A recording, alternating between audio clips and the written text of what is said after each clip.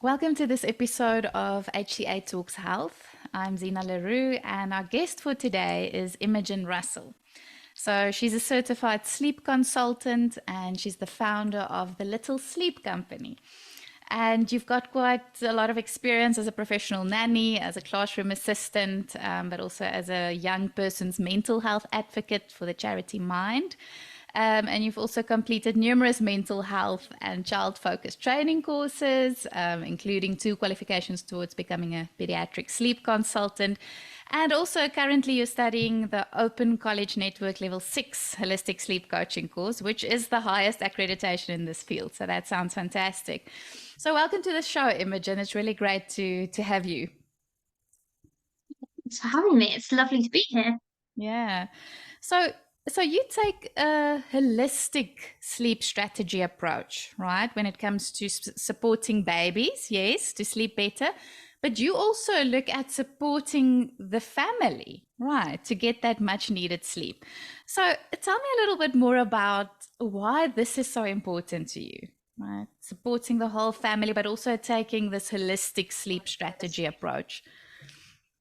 Absolutely. So I think, as you said there, I've got quite a unique journey into the field of holistic sleep consultancy.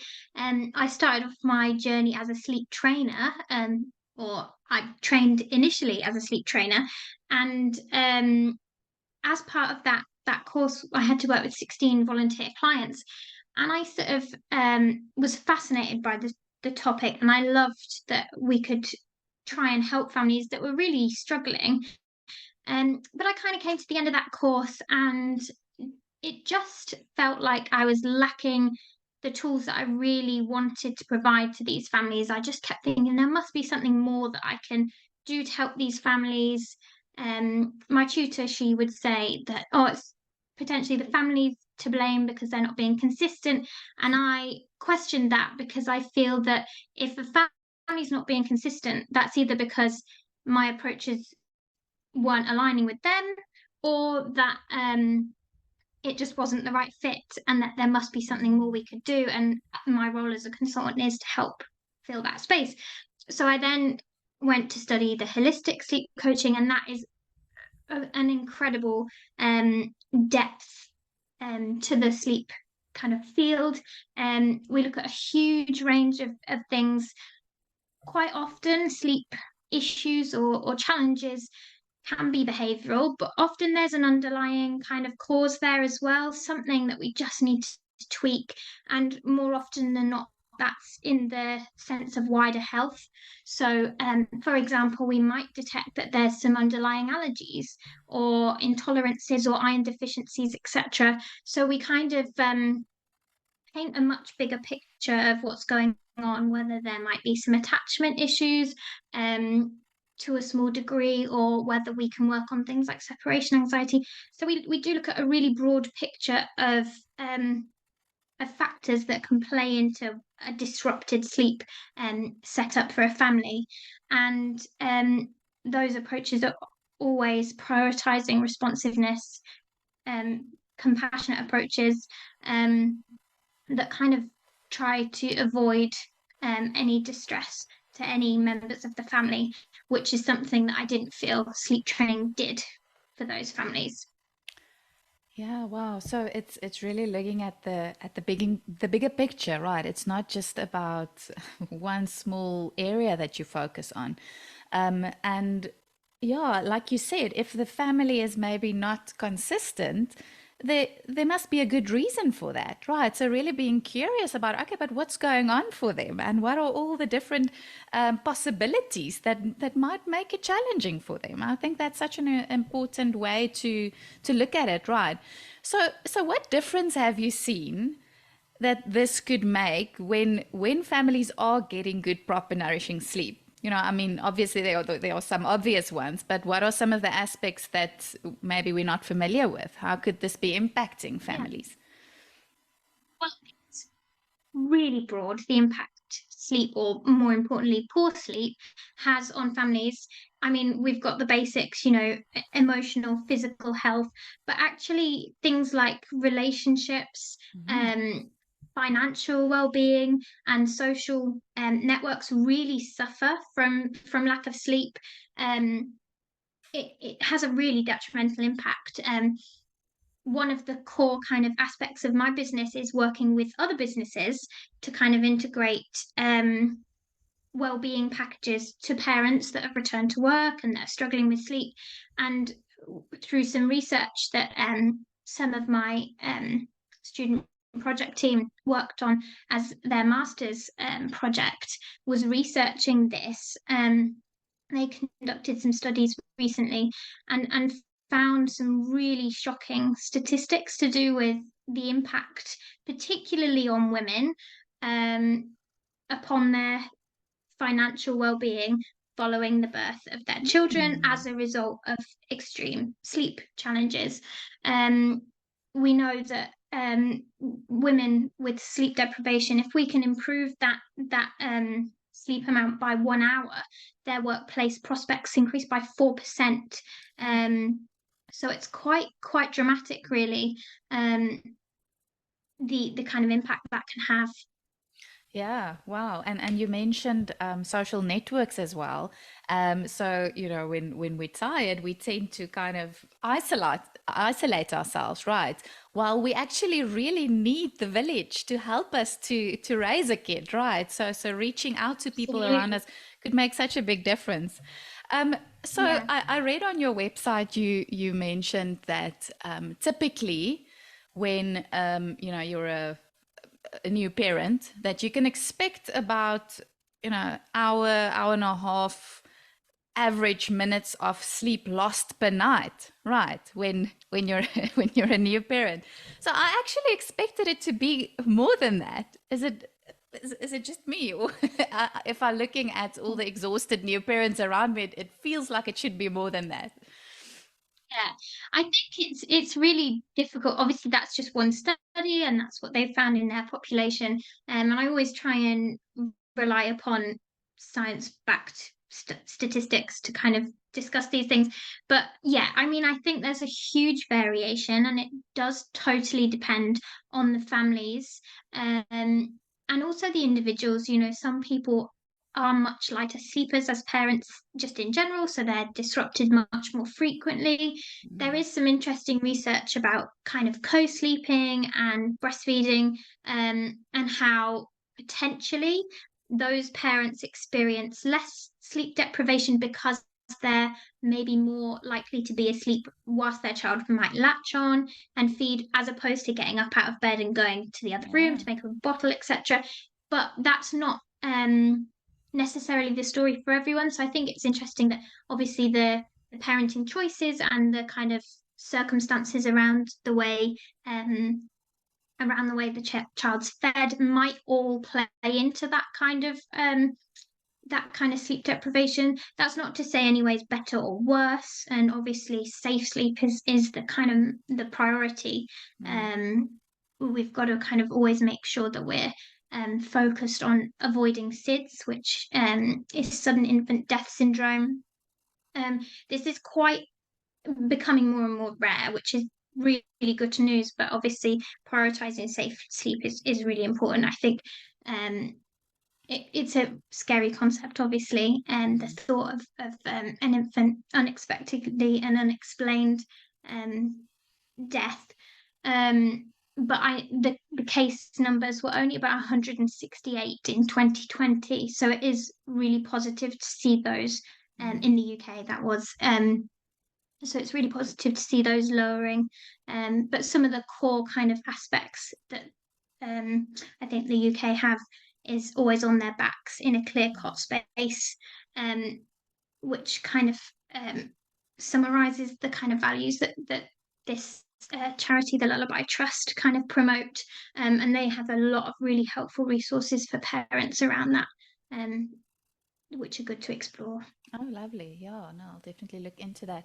Um, so you mentioned earlier that there might be many different reasons, right? So many different reasons for sleep issues for babies. And there's this interesting stat that shows that about 25%, right, of young children have sleep issues. and also excessive daytime sleepiness. So you mentioned allergies. Maybe you can share with us some of the other reasons. What are the main reasons for sleep issues? Really hard to say, and it totally depends on the family and the circumstance. It takes often a bit of detective work to actually pick up what might be going on for families, Mm, and yeah, it's really hard to pick up on one or two core aspects that come up again and again. Um, Generally, we kind of see the core issues we might see are kind of like overnight waking, early rising, challenges with naps, etc., which can be disruptive to families and be really challenging. And it's kind of important to also educate parents about how it can be quite normal for children to have these mm, experiences. It's about how we kind of manage our expectations, manage those children to try and promote their biologically best sleep, because we mm. all have a capacity for sleep. We can't just sleep forever. Yeah. So it's how we kind of manage that sleep. So often with families, we look at the amount of sleep they're achieving in a 24-hour period. We might record a sleep diary, and we kind of decide if they're sitting within that kind of normal threshold. Obviously, there's a kind of quite a spectrum of what can be deemed normal. Um, but yeah, interestingly, I think there's a lot of mainstream media pressure um, and potentially misinformation about our expectations of sleep for children. Um, for example, despite what we kind of are led to believe about, often people say, oh, well, my 6-month-old isn't sleeping solidly through the night. Only 6% of 6 month olds sleep 6 hours or longer. So Oh. it's quite a small amount of children that are doing that, but it kind Mm, of becomes this kind of gold standard, um, and puts a lot of pressure on other parents. And I think some of the questions um, that we're kind of almost conditioned to ask parents about their children, sometimes unhelpful, oh, are they good? Are they a good sleeper? Are they this? Are they that?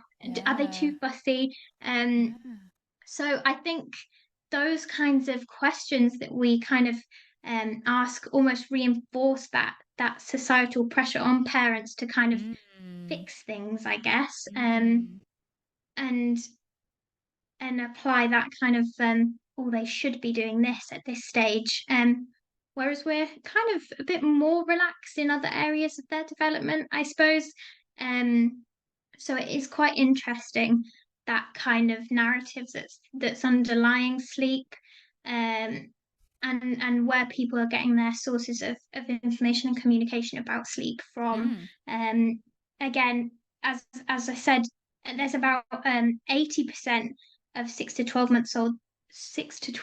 olds that wake 1 to 3 times a night. So it is pretty normal to yeah. see that kind of frequency of sleep disruption. But a study done in 2004 coined that between 6 and 30 months, if they're achieving less than 9 hours sleep in a 24-hour period, that might be deemed problematic. Okay. And there would need to be kind of a bit of an investigation into what's going on there. Um, but generally, there's lots of things that could play into sleep challenges. I mean, um, as we touched on, like things like allergies and skin conditions and things that can be triggered by the gut being unsettled, and that can create some discomfort and cause disruption. Sometimes children just fall into a habit of sleeping in a little bit of a wonky way that might be um, tweakable to kind of to make that easier for parents. Mm, Um, but there's lots of other, kind of sometimes I advise parents see like an osteopath, because from childbirth, sometimes children can have lots of tension in their necks and heads, mm, um, because obviously it's quite an ordeal being born, whether that's through cesarean or naturally, and any number of other ways that children can come into the world. there can sometimes be some discomfort and Yeah, tension from that, so that of can cause course. some disruption in those early weeks and months. Yeah, wow. Okay, so there are quite a few different things that could be impacting the lack of sleep. But you mentioned this, the how the normal spectrum of sleep could be quite wide, right? So there's Yeah. no ideal necessarily when it comes to that, and I think, like you're saying, this might be part of the problem, is the fact that people are creating these ideals, and when someone's asking you about your baby, it somehow shows that you're either a good mother or you've got a good baby or something, if he or she is sleeping enough and isn't waking up throughout the night. But that's actually not necessarily normal behavior, right? So you mentioned biologically best sleep, right? So is the baby getting its biologically best sleep? So how would you know? How would you know if this is their best sleep possible? Tricky, and it takes a lot of learning. So what I often teach parents as some very core basic principles. Um, Number one is that we try and identify sleepy cues. So these are like um physical signs that a child's tired. So, for example, rubbing their eyes, red brows, like kind of arching their backs, a later signs of tiredness, etc. But each child signals that differently, and I have kind of throughout my social media and on my blogs, etc. I kind of detail some of those early and later stages of tiredness and overtiredness. But understanding these as a parent, kind of reading those cues is a really useful way to kind of manage Mm, when we might be trying to achieve sleep, um, and kind of then indicating that sleep pressure is high. So, sleep pressure is basically the buildup of this hormone adenosine, and these levels rise throughout the day and cause us to feel sleepy and tired. And if we have a nap or whatever, that kind of causes them to lower again, um, and the cycle continues. And so, that's a different mechanism to mm, sleep cycle, the mm, circadian rhythm, and those sleep cycles. Um, but identifying the sleepy cues is really useful. We would then look at how much sleep they're achieving in that 24-hour period. Again, there's resources out there um, available. So, for example, in a 24-hour period, a 12-month-old might be having between 11 and 14 hours of sleep, and that kind of obviously varies on each end of those, for those age groups. Um, and that would maybe be split across a couple of 2 to 3 naps, and then their nighttime sleep as well. Um, but obviously identifying that, and ultimately you can tell if a child's exhausted, mm, if they're miserable and not so happy, and they're put off their food a bit, and they're mm, just generally challenging or fussy or upset. Often these can be indicators that the child is actually quite tired. mm, Um, it's also really interesting to kind of explore personality.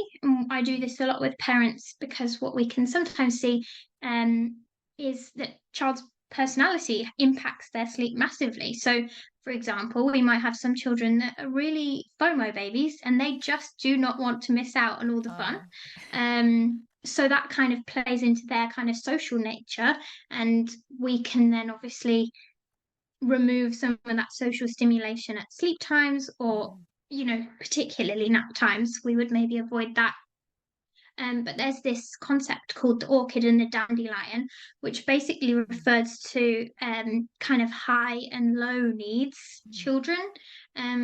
The dandelion child basically is referring to a child that kind of thrives through anything. They're pretty robust and kind of settled. And you can see how with sleep that would play out in a kind of, they're quite flexible and easy with their sleep locations and environments, and they're not too particular about which pajamas they're wearing and which comforter and dummy they have or whatever they're using. Whereas the orchid children, they're much more sensitive to their upbringing, their parenting, their environment, all of those things. And that's not to say either is better or worse. It is simply in their nature. And understanding this can help parents to kind of um, shift their parenting style or add to their parenting toolbox to kind of accommodate these children and their needs. So that's really interesting, kind of to understand. Another kind of concept to understand about whether a child is totally overtired and not achieving enough sleep in their period is what we call sleep latency. So that's the time it takes for them to fall asleep. So, for example, the optimum is between 15 to 20 minutes to fall asleep. That does sound like quite a long time, but technically, from the time you put them to bed, lay them down, whatever, in their sleep space, if they're taking less than 5 minutes, that's a pretty good indicator that they are pretty tired. And we might need to look at giving them more sleep, whether that be at night time or during the day.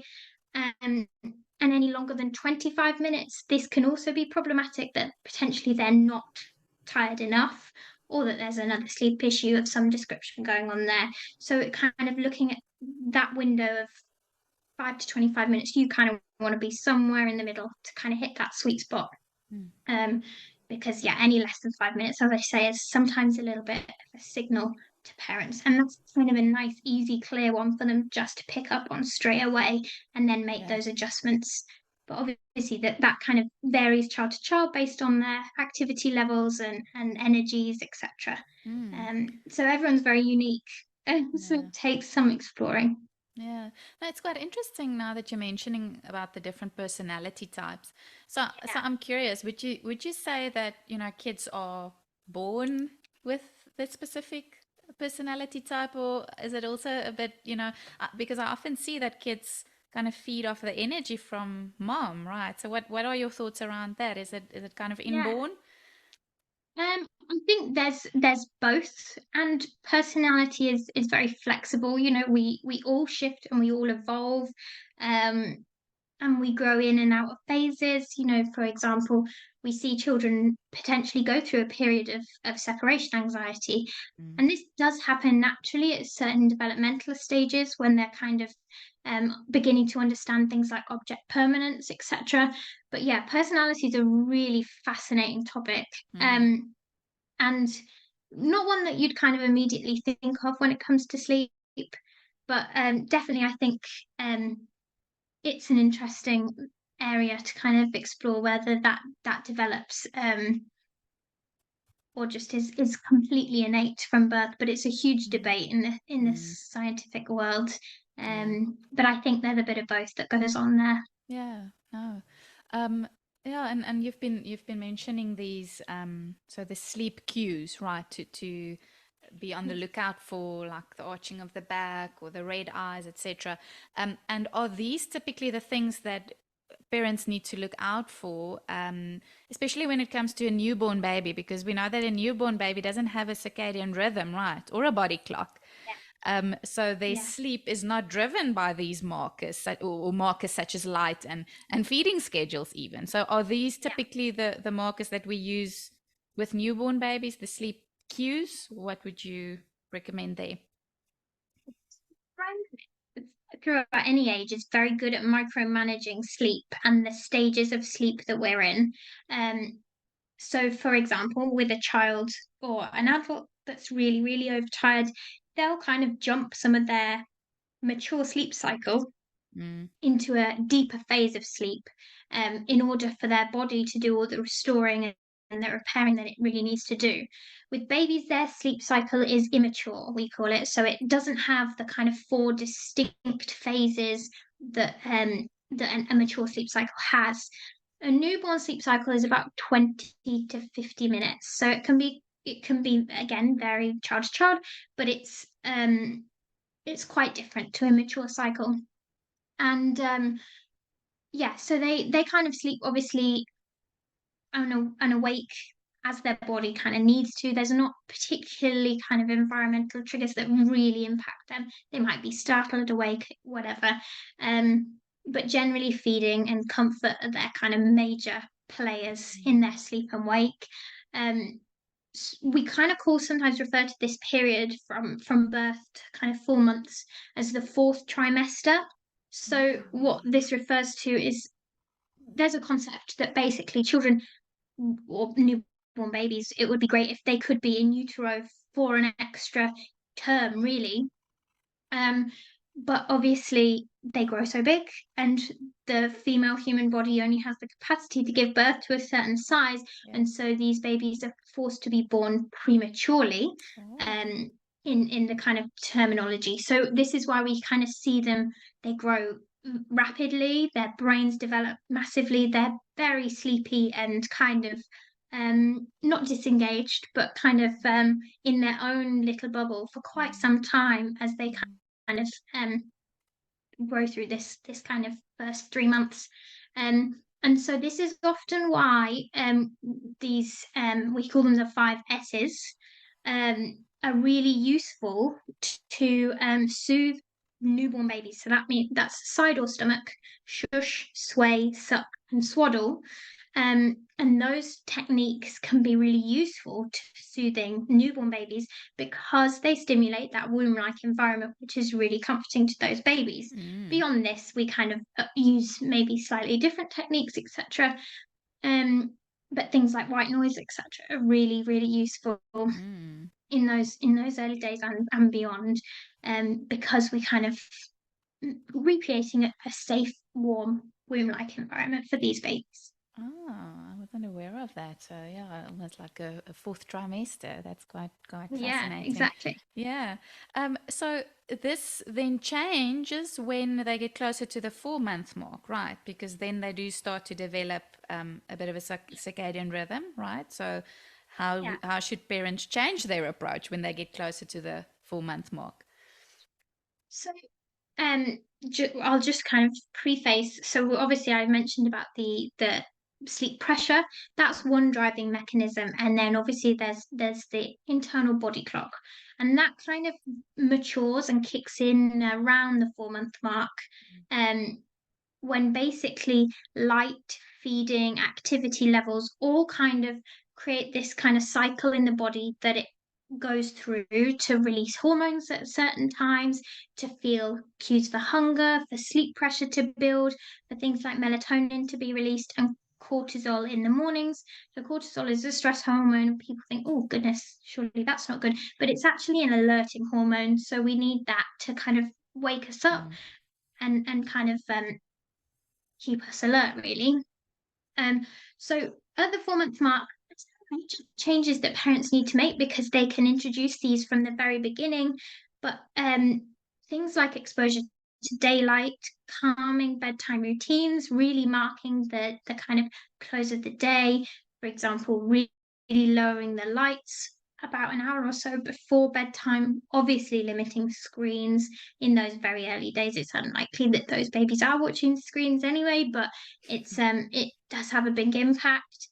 Fresh air, active awake times and play times, Mm. and lots of opportunity for connection in those times. Mm. Um, but just kind of often parents do them without even um, needing to be prompted, but it's Mm. obviously great to kind of share that information. Often around this time, it might be that you've already worked with, or you might choose to now work with a lactation consultant if there's been any feeding challenges, to kind of iron those out to make sure we're kind of transitioning through into nice more mature sleep. Um, Again, allergies and intolerances. We might now be picking up on these more clearly, as babies might be showing like kind of skin rashes or eczema, etc. So these noticeable physical things that could indicate that there's some gut issues might kind of come to the front here, and it might be time to kind of tackle some of those to reduce any discomfort. Um, but just ultimately making sure they're dressed warmly and appropriately and all those Yeah. kind of lovely things, and just kind of really exposing them to light and darkness.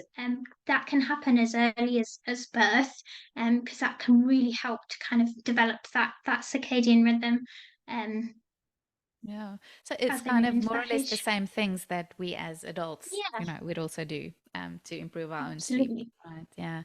Yeah. Okay. And so we talked earlier, we talked about, creating this ideal around how much sleep my baby should be getting. And, it's kind of the ideal if the kid could sleep throughout the night, not waking up ever, not ever, wow, not like throughout the night. But Yeah, I think that this might be why the whole sleep training, cry it out method, might have become so popular, because this is typically absolutely. where parents leave their children alone to cry, and where they learn to put Yeah. themselves to sleep, and it kind of with the idea to teach the child to self-soothe, so I guess the parent can get better sleep, right? So what are your thoughts on this? Is this something that you would recommend? Because you mentioned that you initially started out as a sleep trainer, right? So tell me your Yeah. thoughts around this. Yeah. So that in the kind of 80s, there was the names of like Gina Ford and Richard Ferber. They kind of popularized a lot of these techniques. We might call them cry it out or extinction or whatever, these kind of methods that basically encourage parents to put their children to bed and then leave them, despite how much crying there might be, to learn to self settle. And we'll touch on the terminology self settle in a moment. um, but basically, yeah, these approaches are quite hardline, and I mean, ultimately, they've, again, as we say, been popularized by the promise of a quick fix. Really, I Mm, mean, who wouldn't, as an exhausted parent, hearing this method will sort all of your sleep problems and it will happen in 2 or 3 days' time of pretty hard nights? Um, why wouldn't you give it a go? Ultimately, if all your friends are doing it, and so obviously in the 80s, this kind of method kind of blew up really, and it's kind of continued since then. I think what you mentioned earlier about takes a village, I absolutely agree with, and I think that um it, things have kind of, I don't know, the village has kind of dissipated a bit, mm, and what we now see is that parents' villages are often more based on social media. We've become more detached, whether that's because we're older and people are less likely to have their own parents on the scene, and if their own parents carried out these approaches, often those are passed down. That's a core kind of communication channel between parenting practices, is through that kind of medium of friends and family. Um, and so I think that can really obviously impact the kind of continuity of these practices. So I think in some research that we did in this study, we found that 69% of parents get their advice from the internet, wow. 80% from other parents, and 77 from family and friends. So it's clear to see that kind of these popularized methods pop up first thing on the internet, because you go, how do I get my baby to sleep? Cry it out comes up first. So it's easy to see how these kind of continue. Um, but as you say, I am much more on the side of proactive and responsive, because I do think it actually improves parenting self-efficacy. I've not spoke to many parents that have tried out this technique and have found it easy. It's a really, really difficult thing. Um, Biologically, physiologically, we are designed to respond to an infant's cries. Mm, And when they're getting distressed and upset, not many parents find this easy to listen to. Um, and so it can be really, really difficult and mm, really impact parenting confidence. And I just think even that alone is not enough of a reason to kind of practice these things. There's not a lot of research that kind of can validate these being long lasting and effective techniques. Um, there's not enough evidence to say that it's a good approach. We don't know how much crying is too much crying for a baby before it's creating any emotional or uh, attachment issues. We don't know the long term impact of these techniques, and there's very, very limited evidence to suggest that it reduces maternal stress from the pre sleep difficulty stages. So it almost kind of um, feels challenging to do and not super scientifically validated anyway. Mm. So I think that's really interesting. Um, Absolutely, I advocate for parental mental health and child development, and they're two things I'm really passionate about, and I always try and think of those as the priority for any approach that we consider. And I often I work with parents to find approaches that just feel empowering and that they feel capable and confident to use. Usually these are really attachment focused. Mm. One of my favorites for older children is called the ribbon technique. And I really love this one because I think it really shows a connection with the parent and children, and it's a really lovely bonding opportunity. So for older children, maybe 3 or 4, that really want to be close to their parents or feel connected to them in some way, they might go out to the shops and buy a lovely long piece of ribbon that feels super cozy in their child's hands. And basically, the parent holds one end and the child holds the other, and they connected by this ribbon. Mm. And eventually, they kind of transition their way out of the door and then potentially even down the stairs if they've got long enough. Obviously, the important thing is to remove the ribbon once the child's asleep. Yeah. But this is a really nice way to kind of connect with children Yeah. in that older stage, and kind of illustrates the difference in approach between Yeah. a kind of holistic, gentle, Yes. responsive method and a Yeah. kind of more hardline sleep training, Yes. quiet out approach. But it Yeah. can also be quite hard to pick up on these approaches. Often some sleep trainers aren't very open about their techniques before engaging with clients. So it's important to kind of do your research and kind of make sure that their values align and ask some questions about what approaches they might use, Mm. and make sure that you feel confident and comfortable with that professional that Mm. you're engaging with sleep support with. Yeah. So with that ribbon technique, it's more a caring, connected type of technique compared Yeah. to just leaving the baby to self-soothe. So, or Yes. self-settle. So tell us more about what you mean, what the concept means, Yeah. self-settle. Yeah. Well, self-settle is a very interesting concept, one that I feel quite strongly about. Self-settling is a really complex um, cognitive process. There are some adults that still are incapable of Of course. regulating their own feelings and Mm. taking themselves from a place of real anger or distress or upset or whatever that heightened emotion is, um, where their body's reacting with massive increases of hormones that kind of stress their bodies, to a place of really calm. Um, so obviously, trying to expect a young baby or a child to kind of be left alone to then just magically learn how to do this is a little bit puzzling. And it takes a huge amount of support and coaching and education to kind of help people to learn this, whether that's in their childhood or in their adulthood. Mm.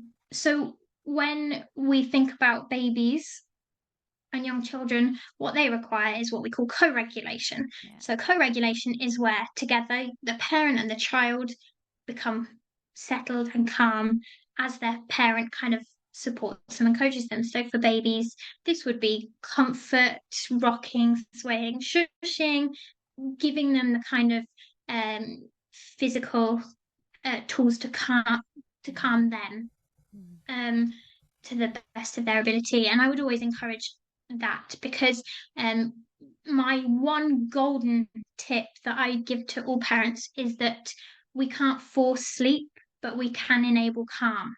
Mm. And children can't fall asleep from a place of high stress, but they can fall asleep when they are calm. So all parents job is around facilitating sleep is making sure their child is calm. And what we do to create this calm is co-regulate with our child.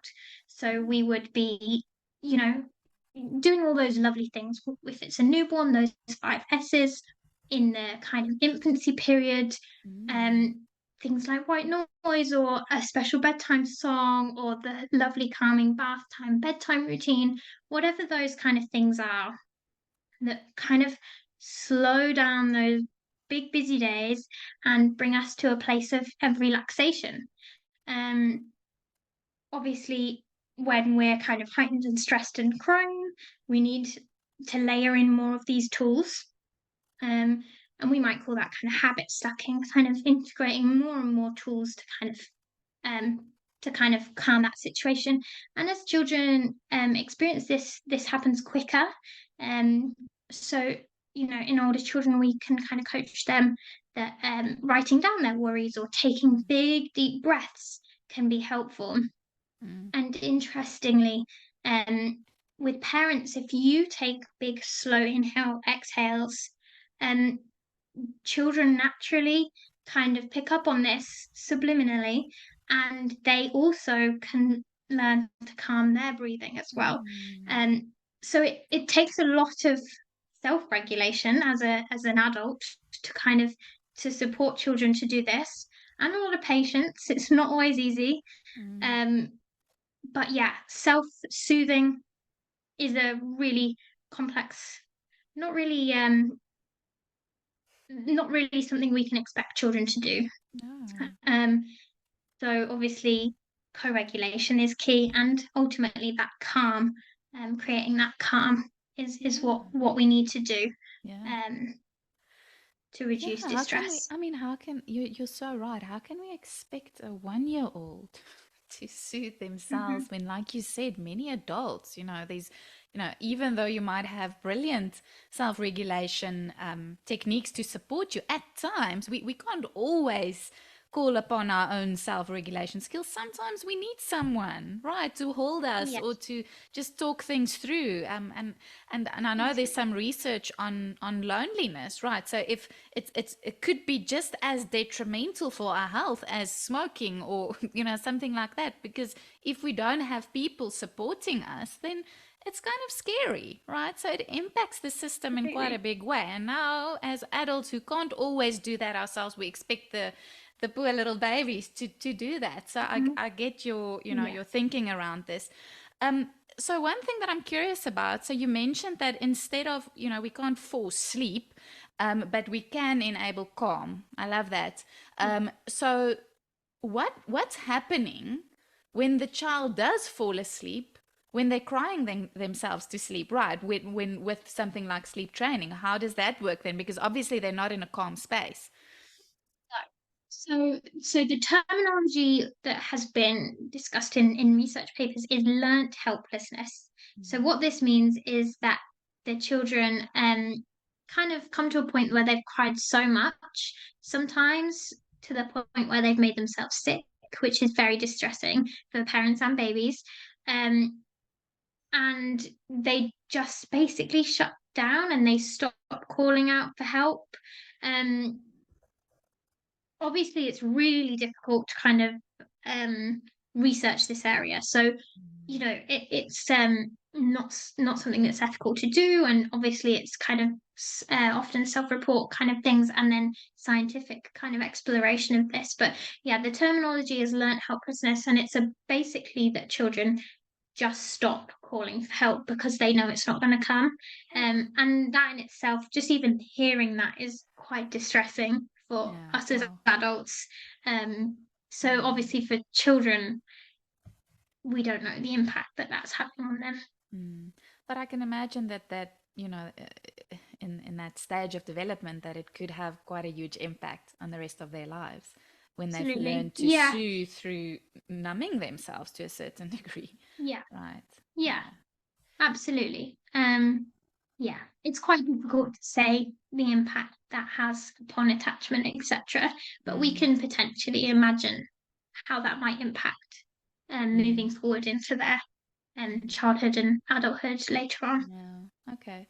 Yeah, so obviously your strategies differ quite a lot from sleep training. So you've mentioned that you rather recommend empathetic parental support and these holistic sleep support that we've been talking about, and it's really about, yeah, we really looking at supporting the babies, but also the whole family, right? So I know you've touched on many things, but are there maybe any other techniques that you want to share with us that you typically use? You know and how it differs from sleep training. So you mentioned the ribbon technique, you've mentioned the S's, the exhales, you know, all of those things. Anything else that you feel might be maybe a quick way for parents to start with this approach, right? Where would they typically start? What could they do? So when it comes to starting, we don't actually usually start with the technique. What we do is, as we've discussed, we start with the education. We start with working out actually what's going on with the parents as well as the children, because ultimately, despite the children being grouchy and potentially not that fun to be around, they're coping. They can fall asleep in the car at 6:30 p.m. and sleep for an hour, and then your night's completely ruined. But they kind of adapt Mm, and survive. mm, So ultimately, what's happening is the parents are really struggling with this.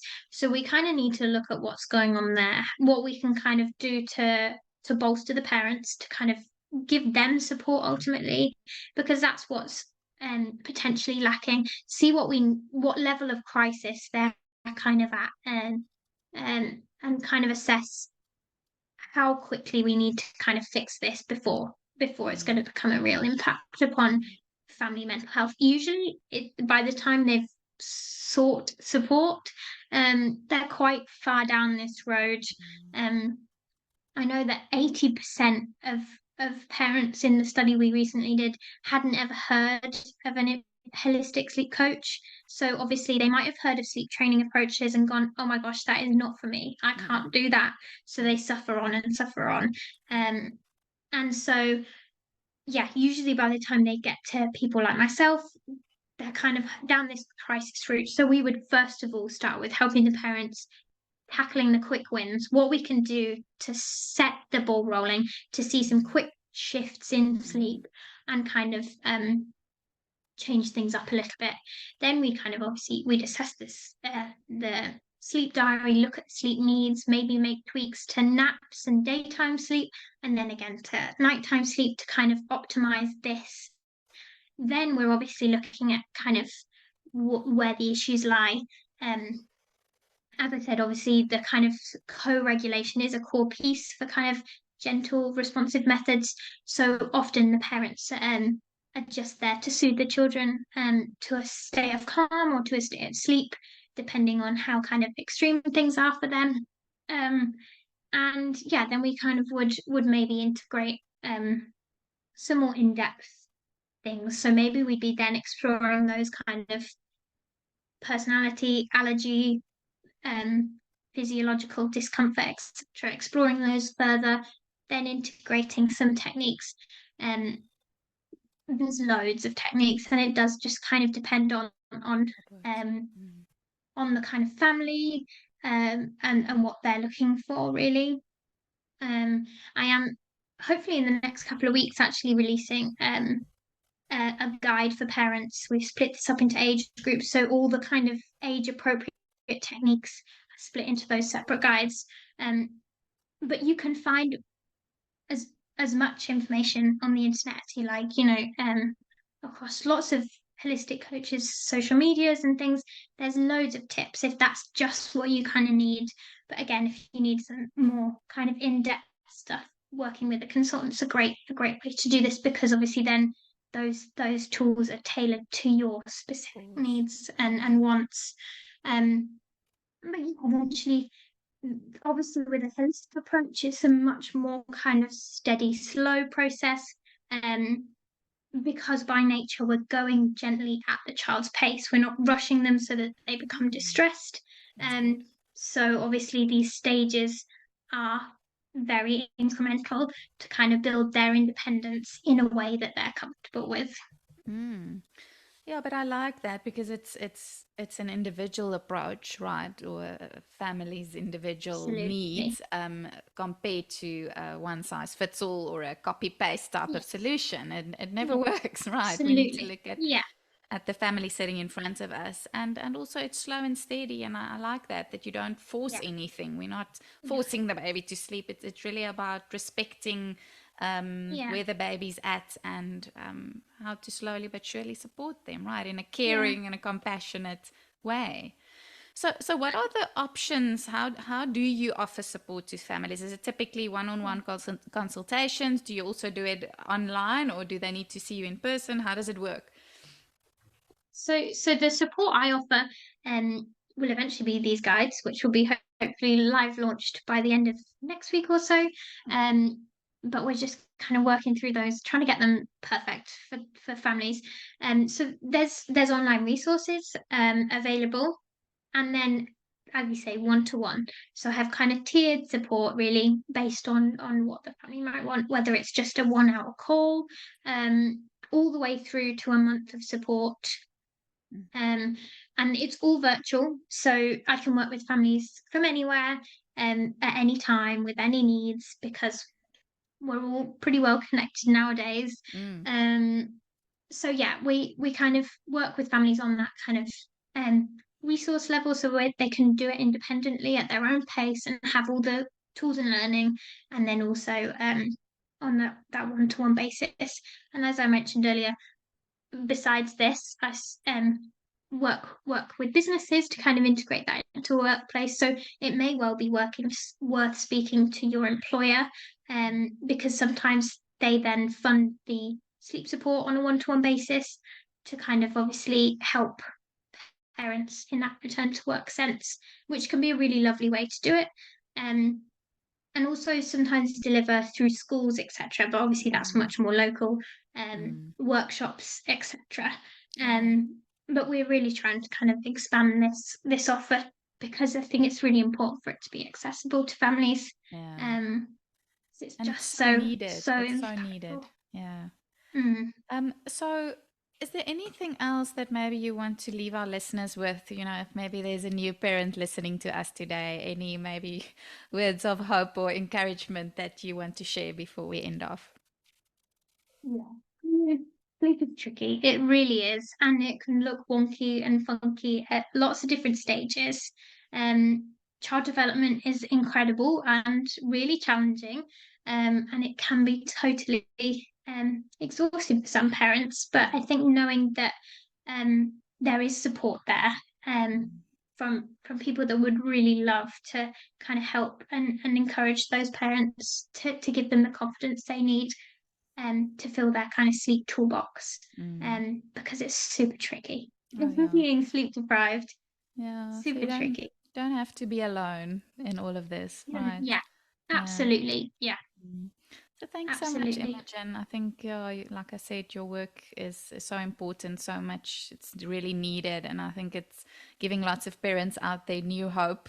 And you know, there's such beautiful guidance in terms of how to treat your child with respect and love Yeah, and caring in order to support them to get that good night's rest. In order for the whole family to thrive during this time, because actually this time is so precious, right? And for many it's just they want it's dreaded, or it's wished away, right?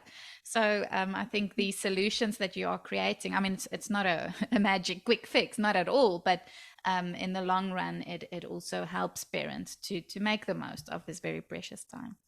So thank you very much. absolutely. Thanks for sharing Thank you. your thoughts, yeah, and your insights and years of knowledge. And thank you everyone for listening. Thanks for joining us, Imogen. Thank you. Bye bye. Bye bye.